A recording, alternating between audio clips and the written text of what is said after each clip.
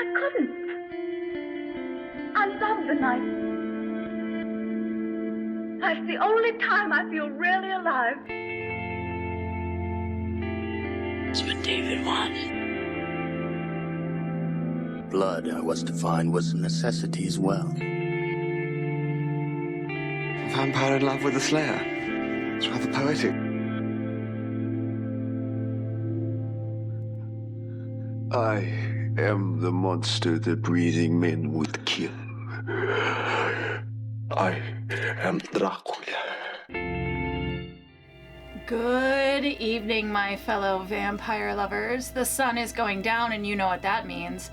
It's time for me to record another episode of my podcast, The Beautiful Dead. As always, I'm your host, Lena Nazari. You can find me on Instagram, The Beautiful Dead Podcast, TikTok, Facebook, it's all the same. Or you can go into the video description and you can join our Discord. And then that way you can talk to me every day. You can tell me what you want me to review. This week we are talking about something that someone requested, and I'm so sorry. Yet again, I did not write down who requested this. If I can find it, I'm gonna put it in the video description, in the audio description, and I'll also put it right here on the YouTube video right now if I can find out who it was. Boy, I'm so bad about this. I really need like some kind of assistant or something. I'm actually really excited to talk about this one. So we are talking about Kolchak the Night Stalker, which, if you don't know, is from the 70s. And it was a show, but the very first, what the precursor to this show was this movie. I guess this movie, they probably didn't intend for it to be a pilot, but it turned out to kind of be like a soft pilot for what would be the Kolchak show. So I was able to track it down. It is available on YouTube if you just want to go watch the whole thing, which I highly recommend. If you're a vampire fan, highly recommend. If you have never watched this channel, Juliet, just go lay down. I'm telling you, she doesn't do anything for hours, doesn't move a muscle. The second I start to record, she's running all over the place. That's why the door is open to the vampire office all the time, because she has to wake up and scratch at the door the second I'm talking. What was I saying? Oh yeah, if you've never watched this channel or listened to this podcast before, massive spoiler alert, I do talk about everything from beginning to end. So I'm gonna spoil everything, so just know that. But if you don't know what happens in this, you're about 50 years late. So that's kind of on you. Let's talk about Kolchak the Night Stalker. It is the early 70s, and we open on Kolchak, and he's listening to a tape recorder of him recounting events that occurred earlier that year in Vegas. Chapter 1. It starts with a woman named Cheryl, and she's leaving her shift at a casino and walking home. She heads down an alleyway and is grabbed by the throat by a man in all black who tosses her to the ground and then approaches. Then we cut to trashmen finding her corpse amongst the trash. Then we cut to the autopsy suite.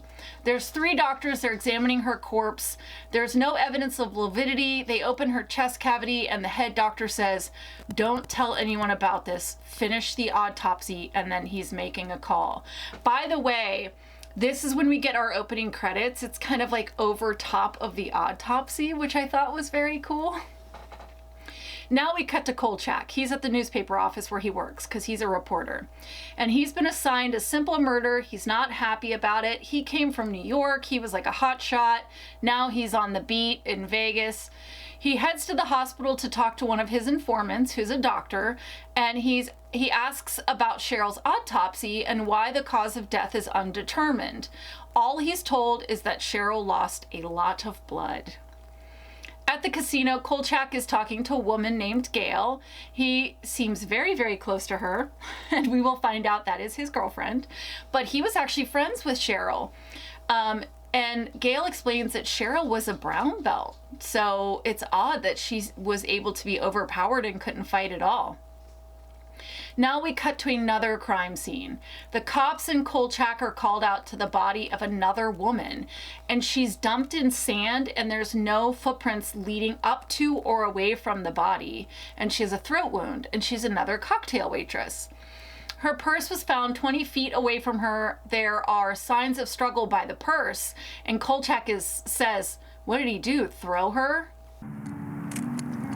Nothing in between. Only our footprints. What did he do, throw her? At the office, the editor is very unhappy with Kolchak because of what he's reporting. Even though those are the facts of the case, the editor is like, no, this is crazy. And then he says, stop bothering the cops. A few days later, a body of a female is found in her kitchen. She also has a bite wound on her throat, and it looks like a human bite.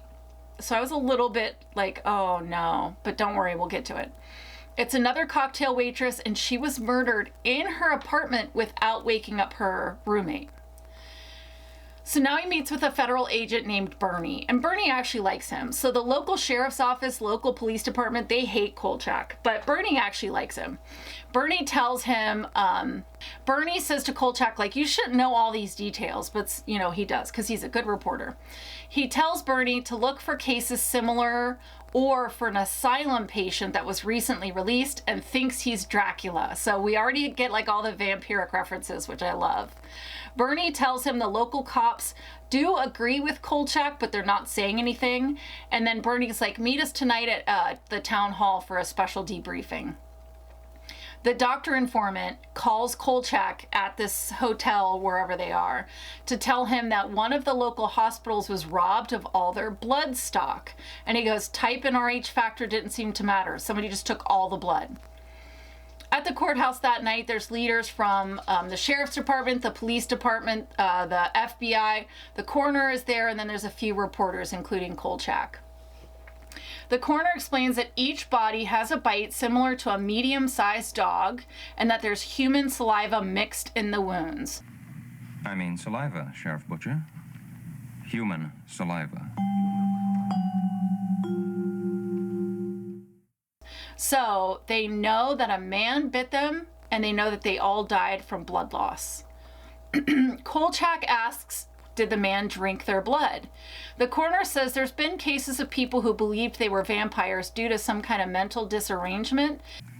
There have been cases of people who, through some mental derangement, have come to believe they were vampires.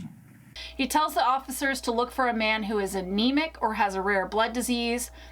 One of the other officers is like, nah, he's on the hard stuff like PCP. And I was like, oh, that's right, the 70s.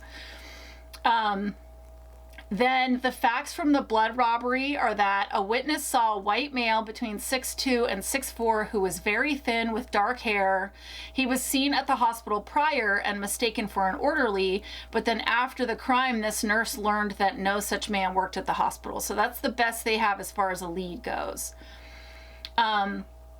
Kolchak is told to throw away the tape recording of this meeting. And the reporters who are there are told not to print any of this. Only print that the cause of death is undetermined because they don't want public panic. Kolchak is told specifically that he is a pest. And it's alluded to that if he keeps pushing, they're going to make a call to his boss and make sure that he doesn't have a job anymore. Bernie tells him, I'll unofficially look into anything you bring to me, but please stay away from me in public because I don't want to lose my job. Kolchak tries to turn his story into the editor, but the editor refuses since he's like, I'm not going to report there's a vampire running around Vegas. I'm not turning that in. Now we cut to Kolchak and his lady friend. They are post-coital, and he gets a call. There is another body, and this time the attacker was seen. At the crime scene, a crying woman is telling police what happened. She saw a man kissing a woman. They thought they were just like making out, and then the woman collapsed. The woman is a local showgirl, and the witness is the mother of the victim. And then we get a Bela Lugosi reference, which I was like, yes. Now we cut to Helen. Helen is a switchboard operator at the courthouse, and she is one of Kolchak's informants. He brings her chocolates in exchange for information on the car that was seen at the latest crime scene. And now a sketch of the man is out and on all of the newspapers because there was a witness. In a casino, we see the back of a tall man in black. He's seen this newspaper sketch and he's on the lookout for his next victim. So then we cut to a woman in a parking lot. She's being watched by the man whose eyes, I'm going to share it on YouTube, but they're like full of petechiae. They're full of petechiae. They're like very reddened. They look really irritated. He approaches her, but she opens her car door and releases her Doberman to attack the man. But he just grabs the dog and kills it and then descends on the woman. Kolchak's editor is reading this article, and Kolchak is trying to say this fifth woman, who is at this point in time just missing, is more than likely a fifth victim of the same person. And the editor is like, no, I'm not turning this in. And Kolchak says, what do you want? A testimony from Count Dracula? You're keeping this all quiet and leaving the public in danger because you're catering to the police. And the editor is like, no, because if the public finds this out, there's going to be panic. So now Kolchak has the make and model of the car. And so he tracks it down to this like car lot. But the name and address of the buyer is phony. And he gets to the car lot and the cops are already there. They're also questioning the car salesman. The car salesman says that the man was creepy and basically told the salesman what price he was going to pay. And the car salesman wanted to argue, but there was something inside of him that just thought this man is really dangerous and it's not worth it. So he just gave him the car for that price. Kolchak is talking to Gail, who's ironing his shirt for him, and he tells her to stop working nights, that she isn't safe. And then she goes, what do you know about vampires? And he says that they wear dinner suits and talk with marbles in their mouth. Oh, what do you know about vampires? Well, only they wear dinner suits and talk with marbles in their mouth. Oh, will you please be serious? My natural habit. Like, shame on him for making fun of someone's accent, but that's pretty funny. But she brings him a book about vampires and says, read it. And he starts to read through the book, and Gail's like, he's done everything in this book. So he opens it and he reads, at night, the vampire is indestructible, weak only to the cross. He must return to his coffin before morning or the sun will kill him. In his coffin, he is weak and can be killed by driving a wooden stake through his heart. The vampire must have blood. So you guys know this. Like, I love when the story, like, lays out the vampire rules for us. It makes things so much easier on me. I also love, and we'll talk about this more, but like, I just love how classic vampire this is. Now we see a nurse walking down a hospital hallway, which, by the way, I can't believe that nurses used to work in these uniforms. There is no way I could do my job now in the hospital in a dress. There's no flippin' way. Great for like Halloween costumes, terrible for actual work. Anywho. She enters an open door and sees the killer stealing bottles of blood. Also, I totally forgot that IV stuff used to be kept in glass bottles. I used to work with nurses that told me stories of like, you would use these glass bottles and then you would just wash them and then put more stuff in them and hook them up to another patient. I was just like, wow, that is wild. So it's all kept in glass bottles. And it wasn't even that long ago. Like, that's wild to me, how quickly medicine has changed. Anywho, I'm sidetracked. What are we doing? All right. She runs for an orderly who comes to stop the bad guy, but is very quickly bested. The entire staff is trying to stop this man, and he just knocks them out one by one. The cops arrive. He's able to push a motorcycle out of the way and evade gunshots. Kolchak arrives, and he is able to take pictures.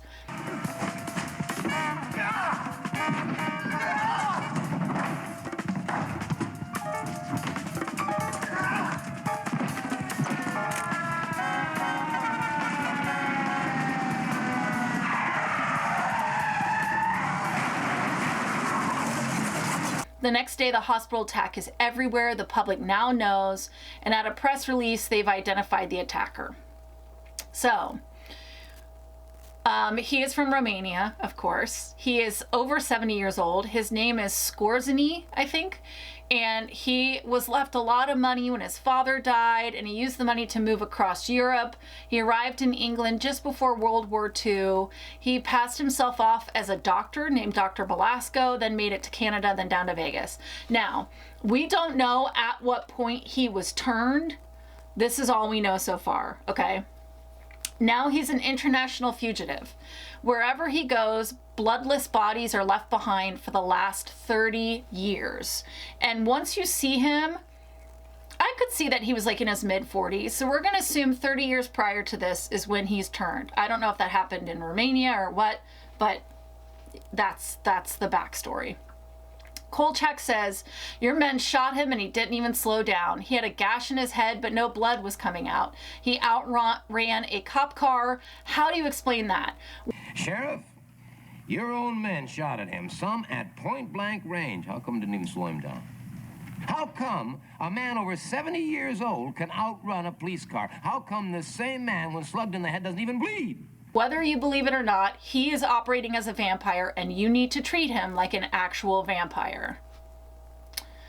The departments have combined. So, sheriff's office, police officers, like everybody's come together. There's thousands of men working 16-hour shifts, working from dusk till dawn, trying to find this man. And they're watching the strip. At the casino, Kolchak has given the sketch of the killer to a man who's another one of his informants and asked him, please show it to every real estate agent in town and see if anyone has sold a house to this man. Then he goes to a table where Gail, I guess, is on break and she's crocheting. I'm just like, the idea of women in the 70s where it was like, we work, but we also like crochet scarves on our break and iron our boyfriend's shirts. And I'm just like, oh boy, what a time. So he talks to Gail for a little while and then he goes out driving and he has a scanner in his car. And the scanner detects a radio call reporting that Skorzeny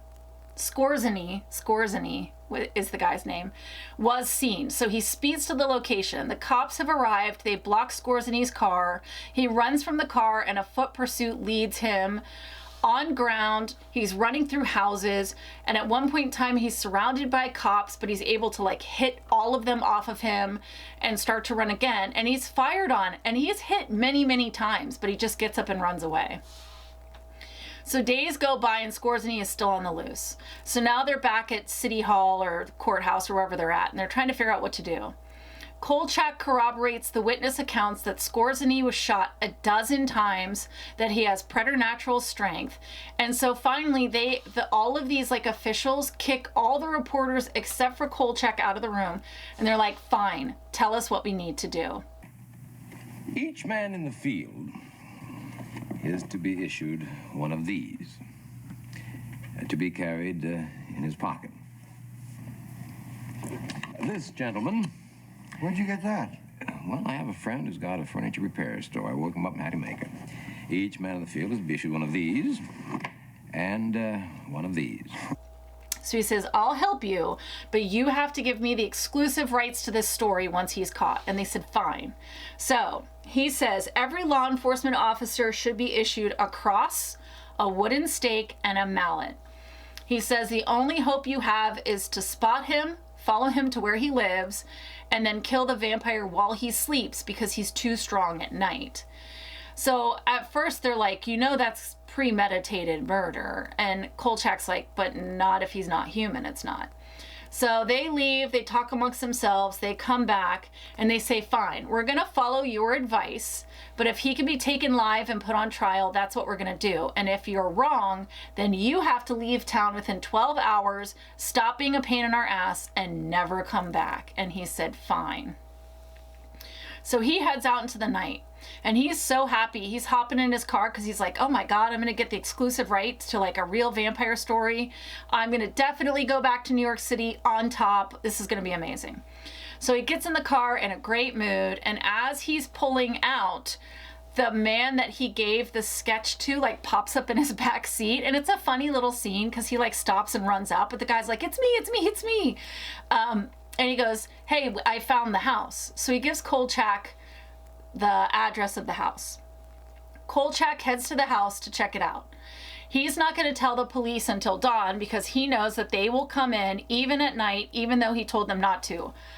But then he gets out his vampire killing bag and goes and walks around the back of the house and breaks into the house. And I'm just like, dude, you just said like the police are going to be stupid and they're going to try and confront this guy in the middle of the night, and then you did the same fucking thing. Like, what are you doing? Just sit in the car and wait. Anywho, so he goes in through the back.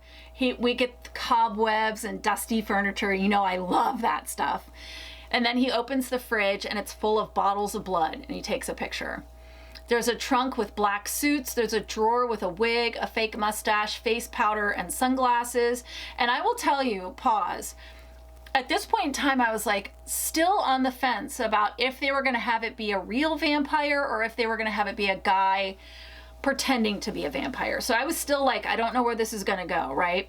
Because X-Files has taught us it's always a monster, but Scooby-Doo has taught us that sometimes it's someone pretending to be a monster. So I was still like on the fence about this. He goes up creaky stairs and he finds a coffin full of dirt.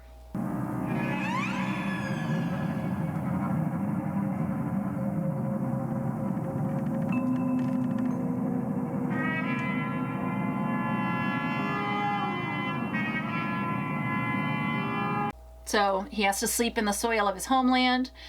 In the bedroom, there's a broken mirror. So we know that he doesn't cast a reflection and he hates mirrors. And then the woman that he captured in the parking lot after he killed her dog is tied to a bed. And she has an IV running and she's been gagged.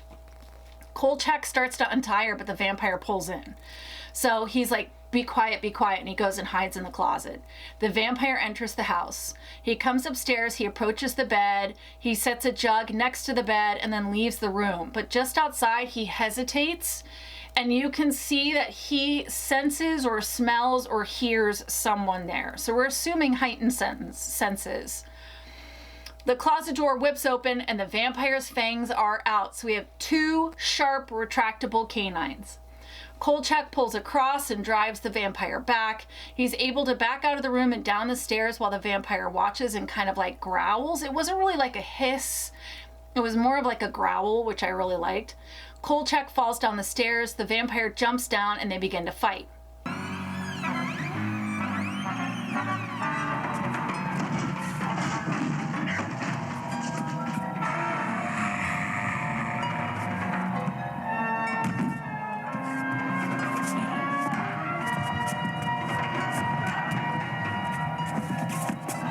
Bernie shows up. How? I don't know, but he's the FBI, so maybe he also figured out where the guy lives.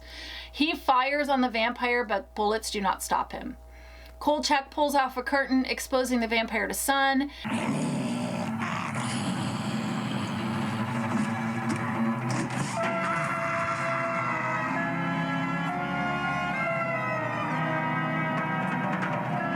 They trap him in a room so he can't get away. He starts to like climb backwards up the stairs, but he's too weak to move. So Kolchak drives a stake into his heart as the rest of the police force arrive. Now we cut to him. He's on his typewriter. He's typing up the story. He is on cloud 9. He's so excited. And then he proposes to Gail and he says, let's get married. Let's love to New York. You're going to love it. And then he runs out to go deliver his article. When he delivers the article, the editor is weirdly calm, which I was like, oh, what the fuck is going on? And then he says, hey, Kolchak, you need to head over to the DA's office. And he even gives him a compliment. So I was like, something's up. At the DA's office, the sheriff, the district attorney, and Bernie are all there, and he is being arrested for murder. There is a warrant for his arrest for premeditated murder. The sheriff is telling a whole different story. So the sheriff is saying they were on a stakeout and Kolchak ran inside ranting and raving about killing vampires, and then he murdered a man and he is headed for the asylum. Or the editor can print their official story that the killer was just a man and law enforcement took him down, and if Kolchak ever tells the true story, he will be arrested. Then someone arrives with all his stuff in suitcases, and he's told that Gail has already left town because she is an undesirable, and he is told to leave town as well. They will not tell him where Gail was sent. Bernie says, there's nothing I can do. Please let me know where you end up. And then Kolchak leaves. We cut to him driving away. We have a really nice voiceover. He has tried to find Gail, but he's had no luck finding her. And now we are back to him in the motel room listening to the recording of this whole story. Everyone involved has left town. They aren't talking or they're dead. There's nothing on file about Skorzeny. He and all the victims were cremated because anyone who dies by the vampire becomes a vampire. I haven't had a decent night's sleep since all this happened. And now you might find it difficult too. Because there is still one fact that cannot be buried. After the death of Janos Skorzeny, he and all of his victims were immediately cremated. Why? Remember the legend? All those who die from the bite of the vampire will return as a vampire, unless destroyed first. So think about it and try to tell yourself, wherever you may be, in the quiet of your home, in the safety of your bed, try to tell yourself, it couldn't happen here. And then we get credits. Oh my God. I promise I will find out who asked me to do this. Oh my goodness. All right. Let's talk about tropes I love and tropes I hate, and then we'll rate, and then I will tell you my thoughts. So, tropes I love. This is an old school vampire story, okay? We have the creepy old manor. We have a coffin full of dirt. The vampire originated in Romania. He's powerful at night, weak during the day. It's so classic.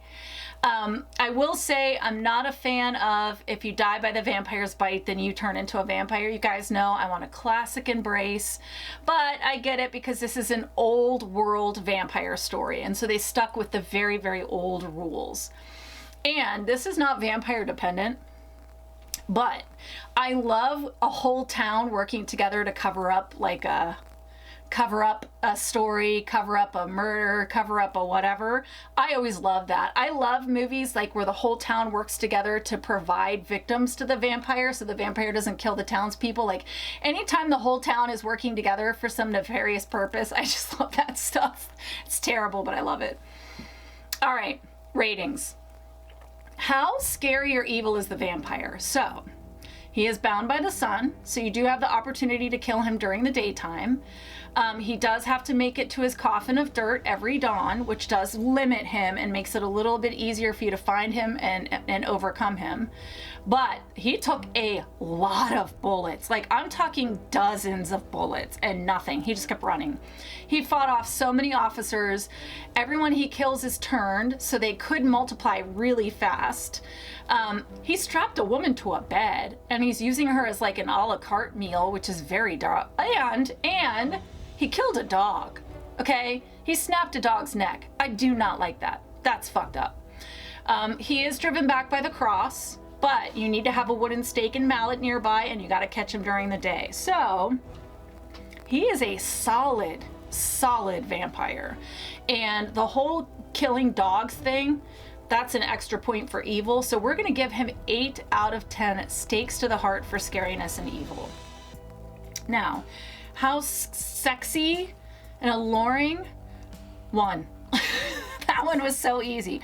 1, full stop. I don't even need to finish. He gets his honorary vampire point, but he is not going to seduce you. He is going to kill you. End of story. Done. He is just out for blood. He's not like sexy at all. I mean, he is not. He is, I would obviously, I've shared pictures already on YouTube, but holy cow, he is something to look at. So 1, he gets 1. I gave him the honorary vamp point, okay? I didn't give it to 30 Days a Night, but I gotta give it to him. 1. We're gonna give it that. All right, my thoughts. Man, so I know I've seen the show. I have it on DVD. If you've never seen it, Kolchak is like the reason we have X-Files today. So it was out in the 70s, and it was like every week he's tracking down monsters, right? So the reason we have shows like X-Files, Buffy, Supernatural is because of Kolchak. He did the Monster of the Week format, which I absolutely love. Every week was a different creature that you have to try and figure out and destroy. This movie launched the series, but at no point did this movie ring a bell to me. So I was like, I guess I never saw this. I definitely saw the show. but I guess I never saw the movie. It came out, when it came out, it was made for TV. It aired in 1972, and that precedes Salem's Lot by 3 years. The book. That precedes the book by 3 years. And then Salem's Lot would be turned into a made-for-TV movie in 1979. So I do think, like, there might be some inspiration there. I don't want to speak for Stephen King, but I was just like, I could see this, like, inspiring Salem's Lot. I loved when things aired on television like this. I loved the made-for-TV movie format. I remember seeing Salem's Lot, not in 79, but when it re-aired one Halloween, watching it. I saw It. When it aired in 1990, I got to see the 2-part It with Tim Curry. I loved this format. I'm so, so glad that this was requested. Watching this movie was like a warm blanket on a cold night. Like, it took me back to being a little kid, so excited for vampire stuff on TV, when I would read every book in the library I could get my hands on. Like, this was classic, old school, like, put that stuff in my veins. Like, it was exactly, these types of vampire stories are the reason I have this podcast today. This was the beginning. This was the gateway vampire style to the Lena you know today. And the things like in this movie, it's why I started this podcast. It's why I started looking at things like rules and the process and trying to understand the vampires of each world. I did kind of half expect for it to be a human in disguise, but I was pleasantly surprised when I realized, like, it is an actual vampire. And I can see why people saw this and were like, we got to turn this into a show. I could just see, like, the producers and whoop. I keep hearing tapping behind me. I could see why the producers and the channel probably watched this and looked at the ratings and went, give me more of this. Like, amazing. I need to go back and rewatch the show. Maybe one of these days when my book is written and I have a little extra time and it's like crappy outside or I'm not feeling well, I'll watch the show again. Speaking of things that we're revisiting, so next week we're going to revisit something that I did the first season of this podcast when we were audio only, and now we're bringing it to YouTube, sharing some clips. I mention it all the time on this show, and that is What We Do in the Shadows, the movie. So we're going to revisit it. I hope you will come back and join me next week as we talk about this amazing gem of a movie. If you have not seen it, you have to watch it. Please watch it. And if you didn't see Kolchak, the Night Stalker, go watch it on YouTube. I think it's like an hour and 11 minutes without commercials, so you could just sit down and watch it. It is a great watch. It's so much fun, especially if you're from my generation. I just absolutely loved it.